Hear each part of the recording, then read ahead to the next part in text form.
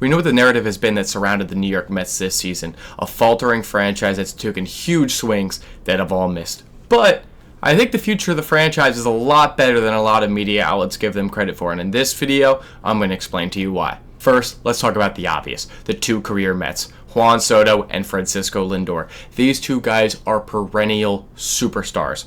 Juan Soto is one of the most elite hitters in MLB history. He is 27 years old, and he has broken every barrier and every record ever for a guy of his age. He will go into Cooperstown with the Mets hat. That, I think, is almost for certain.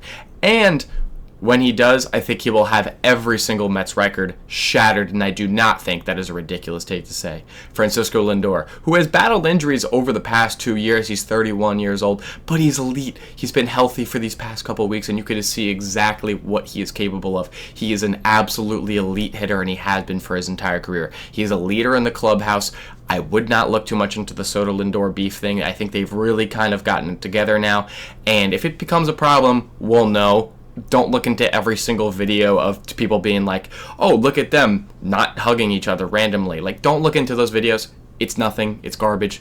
It's stuff for clicks, which does get clicks, so I can't really blame them for doing it. But just don't look into it too much. I'm being so honest right there. But nonetheless, Lindor is an elite superstar. I mean, we have these two guys under contract for their whole career. These guys are two Hall of Famers, and they will both go into Cooperstown with the Mets hats, and I don't think there's any exaggeration in saying that. Now let's get to the meat and potatoes, right? These two guys, we knew they're elite. That's, everybody knows that. But let's talk about how we have 5 rookies who are absolutely dominating this year and can be huge for the team for years to come. Nolan McLean, a pitcher who beats every meter and metric you could throw at a pitcher. He is one of the highest RPM curveballs in the history of the MLB, and he is absolutely elite. Guys like Bryce Harper have talked about how elite he is. He obviously this year has not been as great as he's been touted, and that's very natural. This is a rookie pitcher who is going to go through growing pains. Every pitcher in the history of the MLB has gone through growing pains. Look at Paul Skeens this year. Look at Jacob deGrom back when he was younger.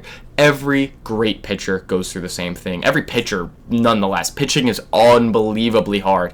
Guys figure it out, and you figure them out back. Nolan McLean needs to go through these growing pains, and I think that's very important for his progression. He still has all the elite stuff that can make him a superstar. He got the ball for the World Baseball Classic final for Team USA. That doesn't just be handed to anybody. He has elite potential. Christian Scott. While not technically a rookie, this is his first full season in the MLB. In 2024, he was sidelined and then ended up having to get Tommy John surgery, which he's bounced back great from. He's been incredible this year. He has a 3.15 ERA in 16 starts. He's been incredible so far, almost 2 WAR. He doesn't necessarily have the potential that a Nolan McLean has. He doesn't have the stuff of him, but his fastball, oh my God, yeah.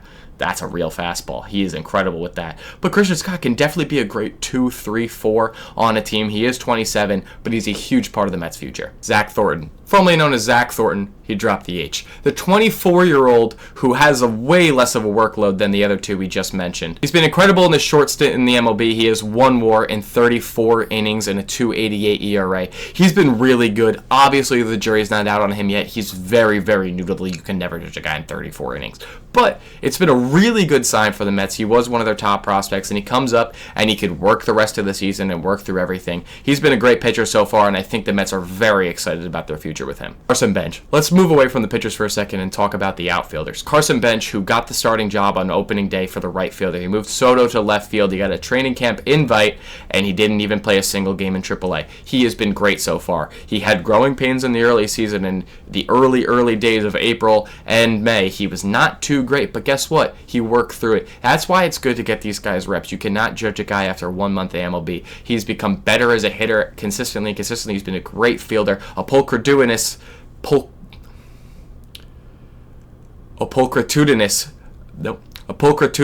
fielder. Gary Cohen there. Shout out to him. In the field as well. He's been great so far with the glove and with the bat, and he's just going to keep growing as a hitter. You see the growth already. He's getting better month by month. He's already about 2 WAR, and he's a great player so far. AJ Ewing. from the Binghamton Rumble Ponies, just 21 years old. No one expected A.J. Ewing to be up this early. And then when he got here, no one expected him to be this good. The center fielder for the Mets, who boasts an elite glove and just continues to get better at the plate. The elite speed, elite glove of a center fielder. If you put his WAR over 162 games, granted he hasn't played that much so far, right? He would be a 5.1 WAR player. From a rookie season, that is absolutely incredible for the Mets center fielder. He is such an exciting young prospect, and I cannot wait to see what he does with his career. Two more players that deserve to be talked about are Francisco Alvarez and Bo Bichette. Francisco Alvarez is 24 years old. He's the same age as a lot of these rookies. He just came up super early because he was what? Guess what? One of the top 5 prospects in all of MLB. And he still shows flashes of that. Since Soto's been hurt, he does have the highest OPS on the team now that Taylor's been traded. And he's an elite hitter for a catcher. The defense has regressed a little bit, and the injury concerns are definitely there for Francisco Alvarez. I don't think he's going to be the potential of the best catcher in the league or anything like that, but he certainly does have a lot of potential, and he can definitely get a lot better over the course of his career. Francisco Alvarez is going to be a huge piece for this future. Let's talk about Bo Bichette as well, right? Bo Bichette, who has a player option in the year and hasn't been that great this year, and with the looming lockout, potential boycott, whatever ends up happening, and the financial structure possibly changing the MLB, it's really hard to say if he's going to opt in or not, because we don't even know what the MLB is going to look like next year, if there's a different thing, if there's a salary cap, yada yada, this, that, whatever, right? And it'll change the structure of how people go for contracts. But say he does opt in, because for argument's sake, because I can't predict that, unfortunately. He is a really good professional MLB hitter. He's not having the greatest year this year, but even his bad year is not that terrible, right? And he's really turned it around later in the season. And if he wants to stay with the Mets and compete, he's a great third baseman for the Mets. Third baseman defensively, not so much. But as a hitter, he's a great professional ball player. He really lengthens the lineup, and he could be a great cornerstone for the Mets. Now that we talked about the players, let's talk about why this season is just great for growth overall for the Mets, right? This season's a wash. It's curtains. There's really no other way to put it. We've been through a lot this season. But it's not over yet, right? We have a lot of time to work through the kinks and let our rookies grow. We let players grow overall, all over the field, right? Let them get their innings. Let them work through the struggles. Let them try to figure out their way through games. And the problem is with a lot of guys when they come up, when they're rookies, when they're trying to set their feet in the MLB, they're put into the pennant races, right? So look at Francisco Alvarez. When he got called up to be, his first ever at-bat was the most important at-bat of the Mets season. That was ridiculous, by the way, in 2022, when they called up Alvarez at the age he was at, which was 20 years old, and he got put into the most important at-bat of the season for the first of his career. Sure, if he hit it, it's a storybook crazy thing, and he loves the pressure, and he talks about it, but that's ridiculous. That is a ridiculous thing to do to a rookie hitter. That definitely was not great for his development.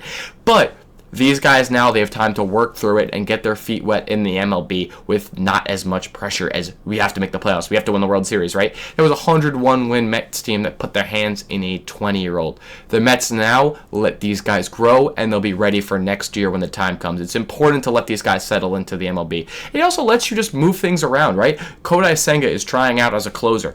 We'll see how that actually happens. Kodai Senga has had a lot of issues, but he's been good for one inning for most of his starts, right? He blows up after the first inning. And the first inning, it's like, oh my God, Kodai Senga's back every single time. So maybe if he just does one inning as a closer, maybe it could work out. We'll see what ends up happening with a lot of these pitchers, right? Jeffrey Yan getting some burn as well. It's going to give a lot of guys more chances to show what they're made of and guys to really just work through things. Obviously, Brett Beatty and Mark Vientos are still on the team.